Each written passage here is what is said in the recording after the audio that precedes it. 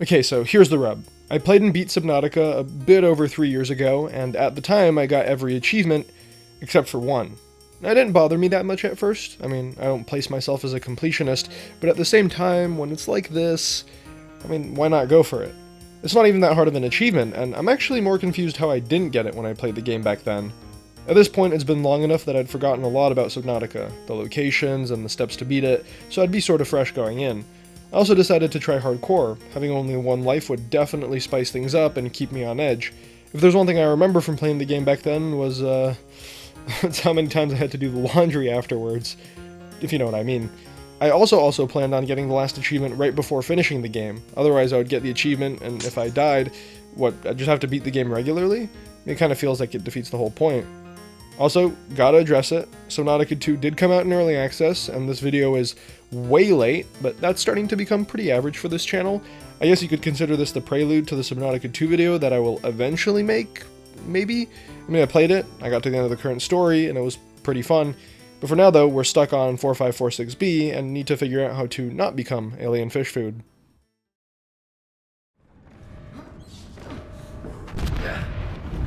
Launch in 3, 2, 1. You can kind of see it there. Oh, fireworks! The intro is really nice. I mean, this whole game is really nice, but... My first attempt started off swimmingly. Yeah, there's going to be multiple attempts, by the way. The first order of business, like in any survival game, is to exploit the environment for its natural resources. Titanium, copper, quartz, sulfur, various flora and fauna. I realized that once you get the survival knife, you can stop worrying about the bombfish entirely, since you can just cut them down before they blow up. Besides that, the only danger in the shallows is, I don't know, drowning in a cave somewhere, but come on, even the PDA warns you about it. There's no way anybody could get that careless, right? Since I haven't played in a while, I spent some time experimenting with a few of the tools you could craft right off the bat, namely the air bladder and the pipes. Compared to Subnautica 2's air bladder, this one felt just a bit less nimble, and also didn't replenish as much oxygen when used as an air supply. The pipes were kinda neat though. I can see them working well specifically in those tight cave situations. Only thing is, it would be kind of tedious to extend them far down from the surface, so any of the vehicles would work better at depth. Still, since the vehicles come later and require a lot more exploring and resources to get, I wouldn't say the pipes are completely useless in the beginning. Now, did I end up using them? No, I didn't, but they're still pretty cool. For the first little bit, I stuck near the pod, collecting supplies, scanning fragments, and returning to listen to the occasional incoming message. These messages, to my surprise, are actually randomized, in that they don't play in the same order each time. This randomization also goes for the materials and scannable fragments, which is better than nothing. I do still wish the whole map was randomized, but I understand that that would make it harder to incorporate all the story elements properly. I guess the next best thing would be the random life pod spawn location mod, which I'll pass on, for now. On pretty much every side of the shallows is a kelp forest, and it's not that big of a problem, except for the fact that you can't see nearly as well because of the green filter.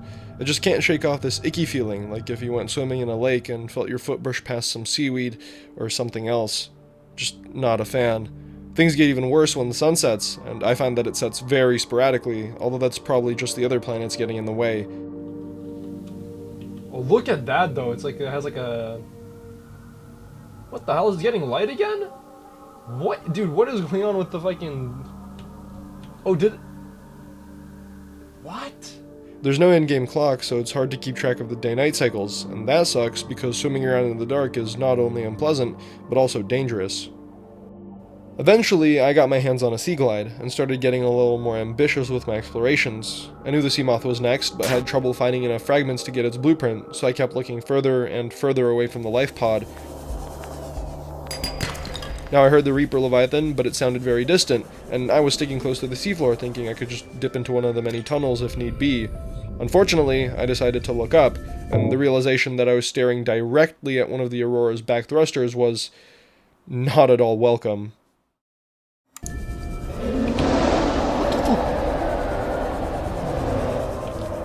What the fuck? Oh my god. No. I don't want it anymore. I'm going back, dude. I'm sorry. There's something.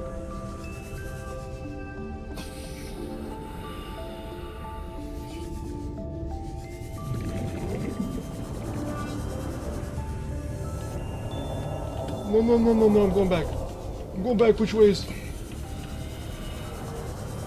Dude, no. Okay, I'm not going that way. I forgot there was a big thing there. Oh my fucking god. I got a few comments on my voices video mentioning how I react to the scares in that game, and after giving it some thought, I finally figured out why I act like this. The thing I hate the most is the feeling of being chased, especially true if I don't know what is chasing me. The act of having my back turned towards an approaching threat fills me with a dread I don't feel under pretty much any other circumstance. That's why I opted to back into a corner, ensuring I can see as much open space as possible in preparation for the Leviathan that I assumed was going to start chewing on me in like 0.38462 seconds. Luckily, it either didn't actually see me or didn't pursue after I cut a corner, so I was able to get away, with now about a 1 week shorter lifespan. Minus 10, 9, 8, 7, 6, 5, 4, 3, 2.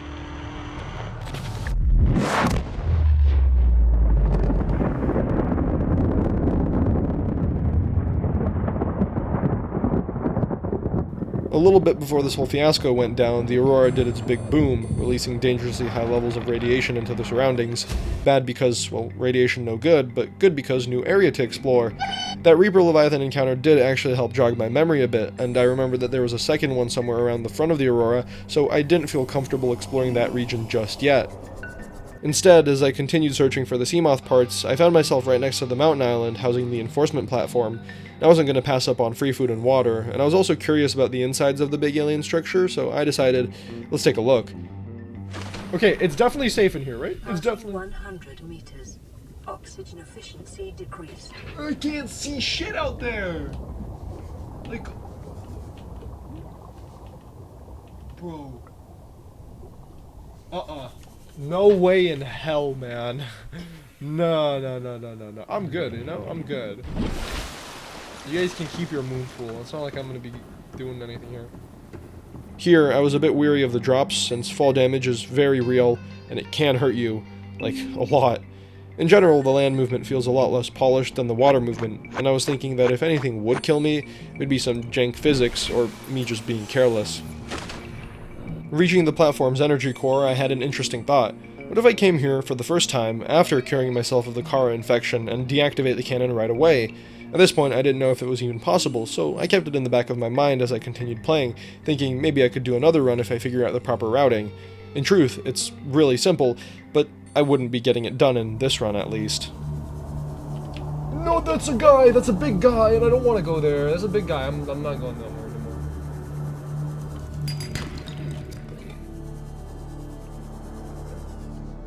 Oh, this is the,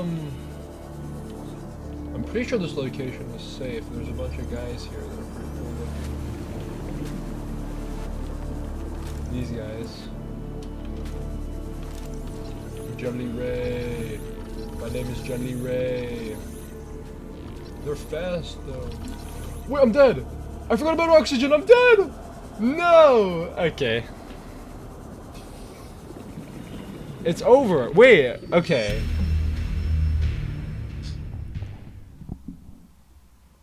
Cause there's no oxygen, oh, and it's just over. Okay, it just deletes your world. Yeah, there's no oxygen alerts on hardcore. Okay, well, we run that back. Run that back. Now we know what to do. We speedrun now. Yeah, it's abrupt, and watching it back, even I can't help but feel like I'm staging this death on purpose. In truth, I really just did forget about the oxygen meter, and when I looked at it, it was gone. I got so engrossed in trying to scan the jelly rays and thought that I wasn't that deep because it was bright, but that's what ended up getting me. At least I wasn't that far into the save, so I didn't lose much. I mean, I didn't even have all 3 Seamoth fragments scanned, so honestly, yeah, maybe it was on purpose.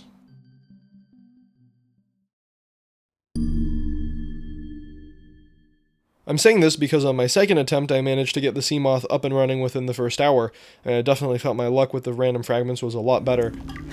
Oh, fucking hell! That scared the shit out of me, man! Stupid leech just got in my face. I'm gonna run you over! Where are you? You're not getting away from me! I see you! That's a different fish. Oh my god, that hurt! I hit a rabbit ray and it actually dealt damage to me. Okay, I'm killing you, bro. Get. I also found all the fragments for the scanner room and got the idea to build one in that kelp forest where I very nearly got turned into pate. I felt safer in the sea moth and was still curious about how the Reaper managed to sneak up on me. The scanner room camera drones were perfect for the job, allowing me to observe any creature within the room's range without it becoming hostile. Sure enough, the Reaper was right nearby, and I managed to retrace my own steps from back then, seeing just how close I was to swimming into its territory. I'm still surprised that I managed to survive there. I continued surveying the various Aurora fragments for any scannables I haven't yet fully unlocked, sticking to the shallower regions like the kelp forest and the grassy plateaus, which were mostly safe. Every so often, I would also make trips back to the life pod to listen to the newly picked up signals which came from the other, now late, crashed survivors. Some of these life pods were pretty easily reachable, while others, well, they got a bit less lucky. I'm not quite ready to dive down 500 meters for a voice log and a cookie. Of course, eventually I would have to go that deep, and even deeper, but with just the life pod amenities, that wasn't really feasible. This meant I had to buckle down and start building a proper base where I could make a moon pool and modification station, which I would need sooner or later. I didn't yet have a good picture of the overall area, so I hedged my bets and built it more or less in the center of the crater. Well, it would be the center if you ignore the bottom third of the map. In hindsight, it makes sense that the shallows are at the center, both geographically and plot-wise. On a side note, this wreck near the base caught my attention, as entering it causes some very loud and dramatic music to start playing, and this happened every time without fail, even if there were no predatory creatures nearby.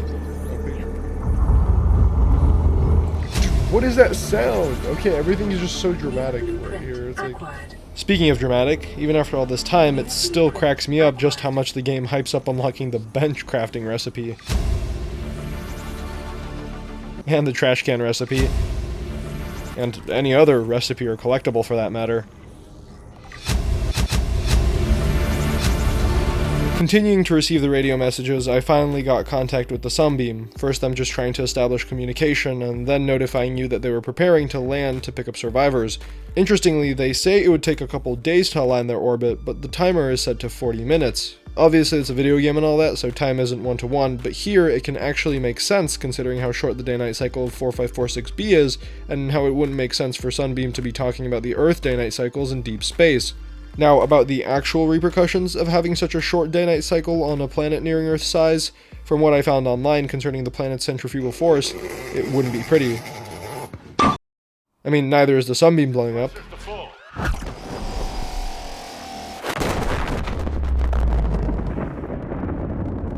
Can't even reach the fragments from the explosion, and they no doubt would have had something useful, so it's a bit of a shame to see them go. Well, it's not really surprising. Much more surprising was how long I spent in the Aurora trying to find the passcode to get into the captain's quarters. I found a few other codes along the way to unlock more rooms throughout the ship, but none of them were the one I was actually looking for. I did make out with a large supply of water, and food, and batteries. I would have taken even more if the game let me carry the duffel bag when it was full of stuff, but it seems like it's just decoration. I guess I can't really complain, it's all free stuff anyways, and it's not like I'm dying of dehydration out here. Speaking of free, this is around the time I went to the other island, where I reappropriated the resources left behind by the previous inhabitants. Seeing as the Degassi crew is all busy sleeping with the fishes, I thought I'd get much more use out of these things, and at this point I really needed a multi-purpose room to make some real progress. The planter boxes were also nice to get, so I could establish a reliable food source and make enough biomass to power the bioreactors I'd be making later. Additionally, here's where I got the GPS coordinates to the Jelly Shroom Cave Outpost, the last achievement I needed, which I'd be visiting in due time. Now all these developments are good and all, but there's only so much I can do in the shallows. So far I've stayed around the 200 meter depth mark, where the Seamoth can function, but even with its depth module upgrade extending the range to 300 meters, it's just not enough. I could increase it further by upgrading the module, but getting the right resources is a big pain. I mean seriously, I couldn't find magnetite for the life of me. With this, I decided to focus instead on building a new vehicle that I could use for the rest of the game. The prawn suit, of course. Okay, so we also need an enamel glass. I could go to the other one and scan there for that though. So. It is your primary directive to swim closer to that engagement. No. What was that? Primary, no primary directives, bro. My primary directive is to get the fuck out. The grappling arms being the prawn suit's main draw meant that until I found enough fragments, I wouldn't get much use out of it. This coupled with the fragments' randomness meant that I could be stuck searching for the grappling arm for a long time. How long? Well, exactly 3 hours, 31 minutes, and 26 seconds since the goal's inception, if you want to be precise. And by precise I mean that I paused my recording around this time and forgot to unpause it for some undeterminate amount of time, so I don't actually know how much I missed. And right after getting the arm built, I went for a test swim around the mountain, if you could call it that, and that's where I had a pretty interesting encounter.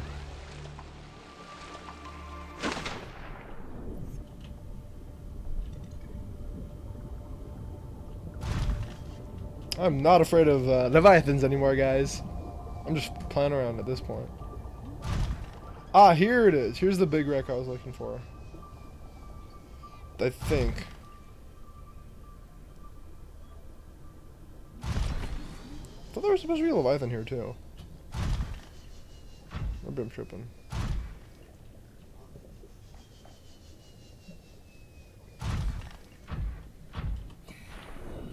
I know this is a big wreck. Is there an inn to this vessel?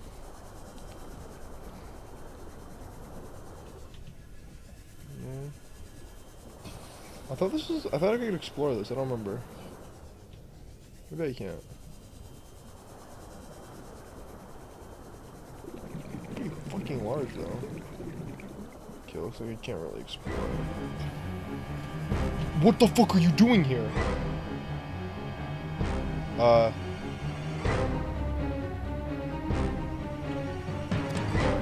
Guys, it might be over.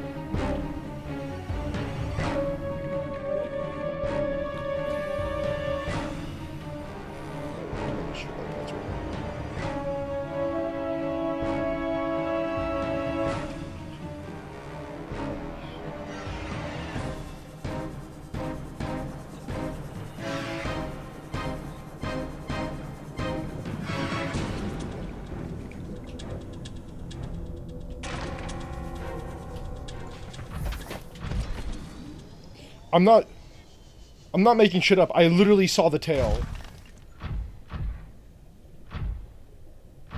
Am I actually? No, I did see the tail. Oh my god, why didn't he make noise? What the fuck, dude? That actually scared me. It literally like swam by here. Jesus Christ. Anyways. With the mobile prawn suit in my pocket, now it was time to capitalize on the new 900-meter depth limit. Before this, I already found one entrance into the Lost River, but cut my escapade short due to a lack of mobility. This time things were going a lot smoother, as I found some of the few resources I had yet to obtain, and I felt a lot safer knowing that if anything did come at me, I had a pretty good chance to escape. Yeah, there was just one thing that I overlooked. Oh. Let me tell you how much I've come to hate you since I began to swim. There are 387.44 million miles of manufactured signs and tightly packed layers that fill my complex. If the word hate was engraved on each nano-angstrom of those hundreds of millions of miles, it would not equal to 1/1000th of the hate I feel for one. No, but seriously, these guys suck. I didn't really think much of them when playing on normal, but now when I only get one life, it's a whole different story. Knowing that they can just pluck you out of your vehicle at any moment had me on edge almost constantly, and it made exploring deeper and deeper more and more tense. Doesn't help that these guys seem to exist in almost every biome and can just teleport away as soon as you start fighting back, so you can't really get rid of them. Regardless, I made progress, deciding to set up a second base down in the Lost River near one of the entrances. This was around the place I built a base back in my first playthrough since it was a nice spot, outside the Ghost Leviathan's range and near some thermal vents that could provide power. There were just a few pesky neighbors I had to take care of before I could really call this place secure, but once they were dealt with, I was free to build to my heart's content. I mean, I knew I'd need a bunch of resources from down here, so having a place to store stuff and organize without returning all the way to the surface would save a lot of time in the long run. Some back and forth was still unavoidable, even though the Lost River has almost everything you would need for long-term survival. It was mainly biome-specific resources that I needed for upgrades and building, but also the tablets which locked progression. It's a good idea to hold on to at least one of each type when exploring, as you'll never know when you'll run into one of those force field doors, and having to go all the way back to base for one item gets pretty annoying. Okay, well, I think I kind of went a little too far.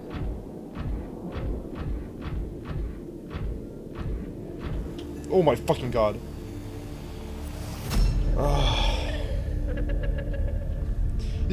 Why is it? Why? Why is this like a... I still remember vividly how shit scared I got by this event the first time I played the game. I'm not sure if the devs intended it for it to be startling, but it ended up being the most memorable moment for me because of how suddenly it happened.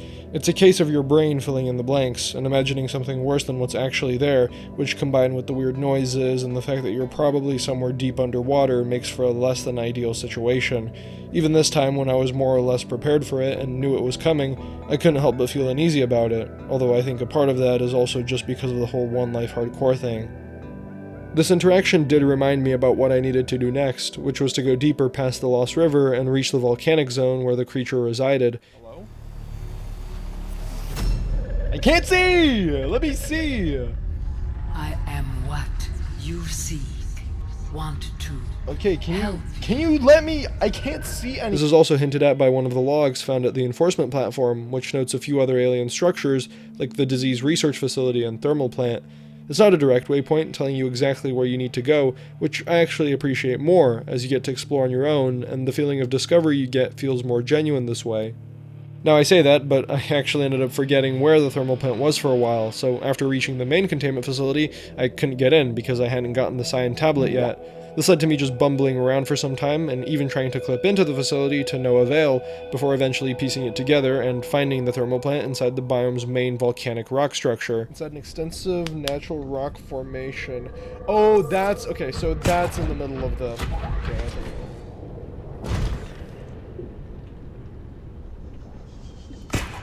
there it is.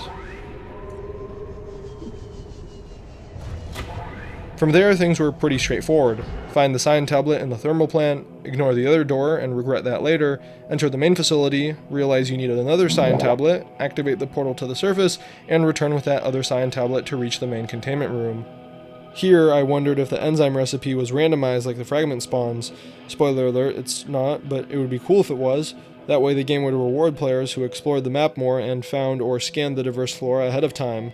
Also to say, if anyone watching this has experience modding the game, hit me up, because I got a bunch of ideas and absolutely no experience with implementing them. Ah, these things, right? There it is. Enzyme 42. I also wondered where the baby Sea Emperor Leviathans swim off to after you come through the portal and cure yourself. They look about the size of your player model, so wouldn't there be a good chance they get eaten by the Reapers swimming around the mountain? Or maybe they have a hierarchy of some kind, so the other Leviathans just don't mess with them? I honestly had a lot of questions by the time I was reaching the end of the game, and even after reading and listening to all the logs I could find, there were still some parts of the story I didn't quite grasp. Lucky for me, the wiki exists, but I won't bore anyone with a lore dump. The game's too old and not niche enough for that. Instead, I'm going to build this rocket. Slowly, because like mentioned prior, I forgot to access one part of the thermal plant, and I haven't yet built the Cyclops, which it turns out is necessary to make a single ingredient for the rocket's cockpit. It took me a bit to figure out where I was supposed to get an ion battery, because just like with the cyan tablet, I forwent looking up any guides or tutorials. I mean, I already beat the game, so looking for a walkthrough now would be kind of embarrassing, and also forwent? Really? Sometimes I surprise myself.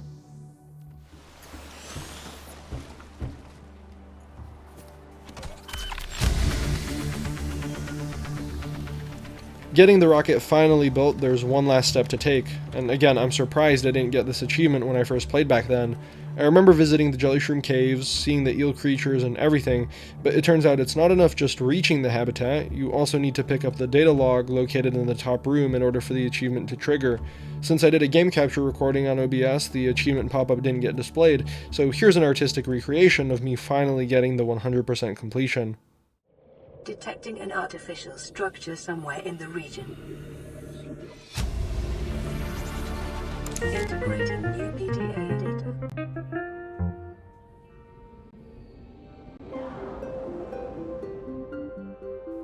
And it's as simple as that. With only one death along the way, I finally ironed out the last crease in this game and got all the achievements. Could I have just rushed for the caves and nabbed the log without any prep? Well, sure I could, but that wouldn't be nearly as interesting, and I honestly wanted an excuse to play the game again. Also, I thought the title would be funny, so there's that. Before launching, I set up a time capsule with this image and a short message attached. I found a few time capsules during the run and started thinking how they probably appear in more than one player's game, since otherwise there wouldn't be enough of them to go around. With that in mind, I thought someone could find this time capsule and read the second half of the message, which I purposefully blurred out here. Or not, because turns out there's a whole voting screening process for the time capsules to make sure bad ones don't get seen in game. This way, anyone can just find my time capsule on the website and not have to bother actually looking for it. That was still worth a shot though.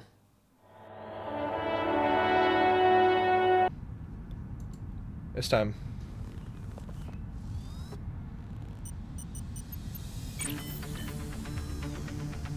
Warning, emergency power.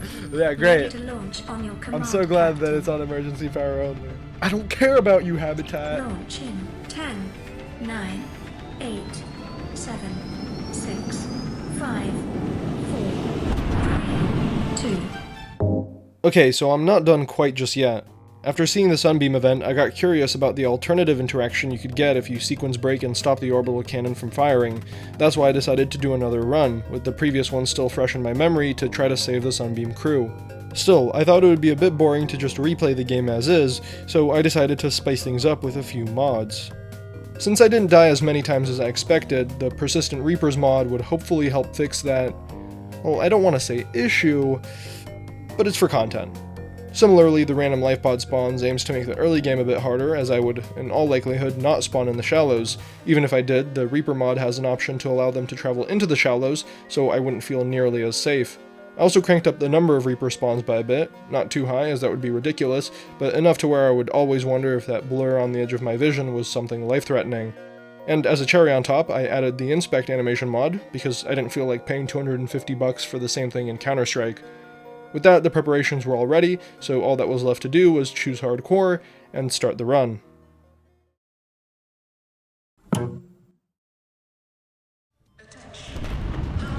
Hold escape. Oh! That's not a good idea. We're falling. Am I not gonna just die? Wait. On second thought, with the way the land physics are in this game, maybe setting the life pod to drop from orbit wasn't the best idea. My two options were to either spam jump and pray the game lets me live, or abandon ship and hope I don't land in a Reaper's mouth. Pick your poison. Luckily, I made it out with only minor contusions, which were taken care of by the medkit fabricator. The bigger issue was where the life pod ended up. The Aurora was far enough away to be obscured by clouds, and looking below, I couldn't see the ocean floor. On the map, I had placed the spawn roughly here, in the top left corner, floating directly above the blood kelp biome with absolutely no cover anywhere near me. This was a problem for two reasons. First, the obvious, if big fish sees me, big fish eats me. There's not really anywhere to hide. Second, with no terrain in close proximity, I can't build a base near the life pod, so I can't as easily have access to its amenities. Before even thinking of building a base though, I still needed the right tools, so I'd have to make multiple round trips to the shallows to get the resources and then use the pod's fabricator. It came down to calculating in advance what I would need to gather to minimize how much I would need to swim. I wanted to reduce risks as much as possible, seeing as there were already at least 2 Reapers I could spot while swimming near the life pod. Oh. This is like really fucking bad though. I saw that guy, he was right over there. In the end, I managed everything in 2 trips, crafting the knife first, and then collecting the required table coral to make the CPU for the habitat builder. From there, I could make a new fabricator in the base, and at that point, I wouldn't have any need to return to the life pod. The medkit fabricator was nice, but I could live without it, and the radio was something I would already be ignoring until the very end. I had no intention of building an expansive base, so settling in the shallows seemed like a safe bet. It was in the middle of everything and wasn't so deep that it would be uncomfortable swimming on the surface. Also, by the time I built the rocket, I didn't encounter a single Reaper around the base, so over time I started feeling safer swimming as is to pick up all the easy resources. Next on the list was obviously getting the sea moth and then the prawn suit as fast as possible. Knowing the rough location for all the fragments helped speed things up drastically, doubly good because I didn't want to spend any more time than necessary searching in one place, lest I encounter one of them. Oh yeah, I hear something over there. Oh yeah, I did hear something over there. Okay, good thing I'm out of there. Fucking hell. In the end, I'm pretty proud of how fast I got things done this time around, getting the sea moth by hour 2, and then building the prawn suit at hour 3 and grappling arm at hour 5. In total, this run took 8 hours, which I'm happy with considering the challenge I set out for myself. You know, maybe I should make a new Subnautica speedrun category called Reaper % to beat the game with the maximum number of Reaper spawns. I wonder if that's even possible. I'll leave it to someone else to find out. Fuck. I can't really do anything about this guy until I get a stasis rifle. Where did he go? He disappeared into the ground.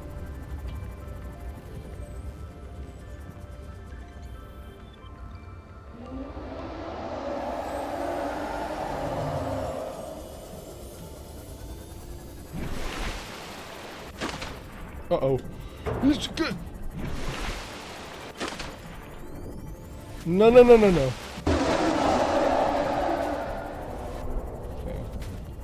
Yeah, we're not doing that, sadly.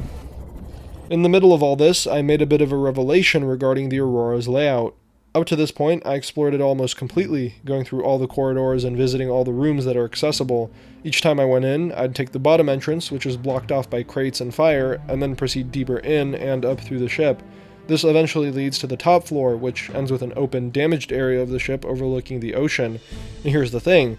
All this time, I, for some reason, assumed that this area was on the opposite side of the ship, at the back, which makes no sense since that's where the thrusters are. Things finally clicked for me when I found out that this section connects back to the start via a fallen piece of metal acting as a bridge.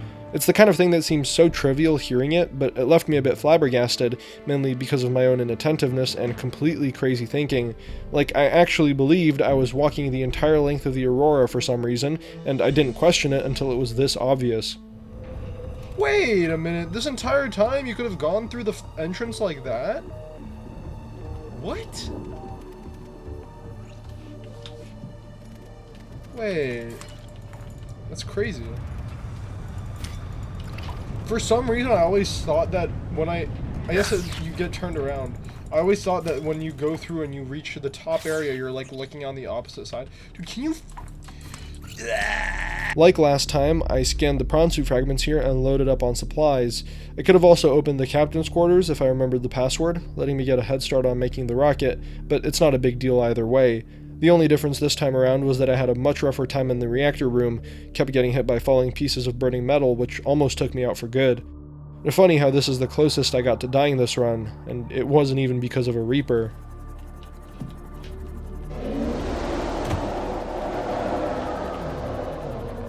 He doesn't know.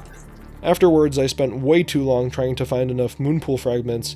It was one of the things I blanked on alongside the captain's quarters code, and that combined with the Reapers that were swimming near the wrecks I would usually check made me waste a lot more time than I expected. I eventually did find some in the sparse Reef, where I also had a few amusing interactions with the resident Reapers. I mean, I can cower in a corner for only so long. If the music could shut up, so I could hear so I could hear that. Oh, this is fucked.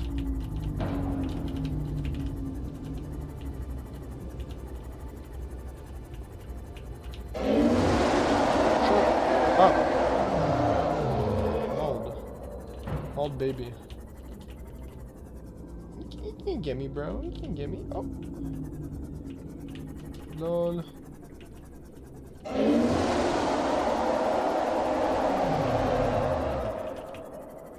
Whoa. I got you. LOL! Run! Run for it while he's stuck! Go, go, go!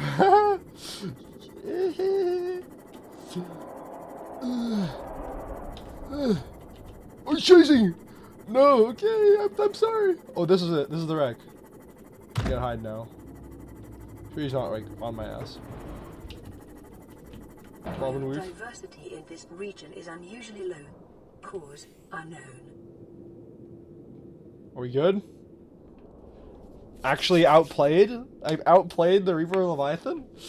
They're chump, absolute chump. I think he's off. Yeah, let's go. Let's get the fuck out of here. With that, I had all the preparations for tackling the rest of the game, and at this point I was feeling like I was on a straight shot to beat it on my first try. See, my confidence rose proportionally to the size of the vehicle I commandeered. With a Seamoth, I was willing to sit back and watch the fishies swim around, and once I got a prawn suit, well, then it started turning into a petting zoo.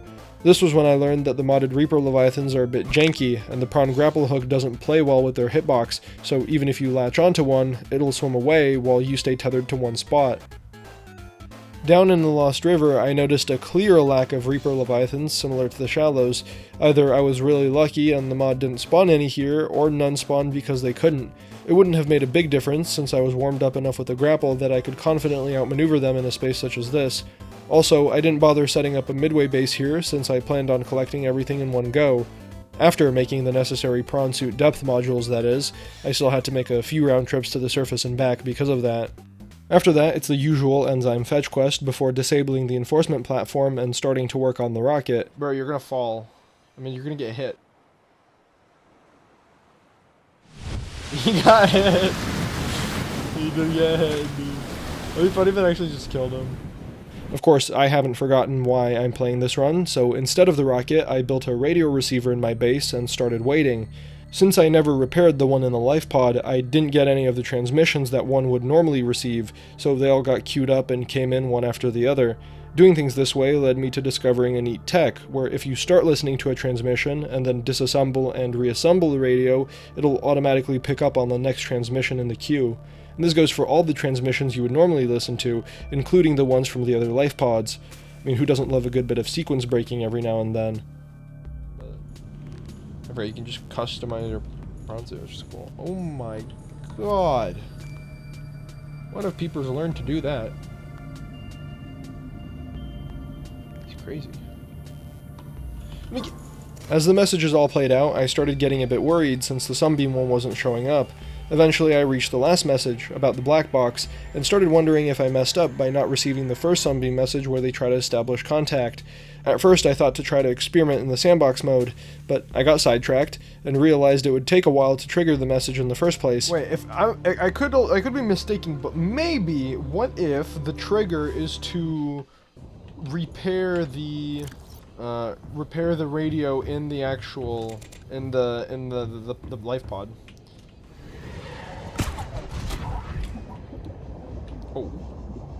Oh. I am playing with... Fuck. I forgot. I forgot! This is bad. This is real bad. I need to leave. Now. I cranked up the number of Leviathans to like a bunch. Just because I went into creative mode, right? Just for fun. Just for fun. That was the wrong move. These motherfuckers are everywhere now. I was like, wait a minute, I don't remember there being a Reaper there. Okay, let's tone it back down. In the end, I decided to continue playing in the hopes that the message would get received while I worked on the rocket. Oh my god, dude, look at this, look at my shadow, look at my shadow. Sure enough, about 30 minutes later, I got another notification. Is this by chance the Sunbeam? Aurora survived. Yes! The trading ship. Yes, Sun. I don't gotta do shit! We've tracked your distress signal, yes. but your ships left a substantial debris field up in orbit, and we can't attempt a landing. We're gonna have to head home. We'll send our data to Alterra as soon as we can. Hold on in there. Sunbeam out. Oh, that's the message. Was it worth it? You know, I specifically didn't look things up because I wanted to get surprised, but it turned out a bit different from what I expected. I hoped that the Sunbeam would try flying down and you'd be able to see it in orbit before getting this message about it not being able to land, but they just give up outright, unlike in the first run where they get close enough to get blasted. I guess I can understand the devs not wanting to go crazy on a sequence a large majority of the players would never even see. But hey, I got it, and now I'm actually done with Subnautica. It's time to dip, And not like dip into the water, like dip from this planet. It's like that swimmingly joke from the beginning of the video that I didn't acknowledge. We're done here.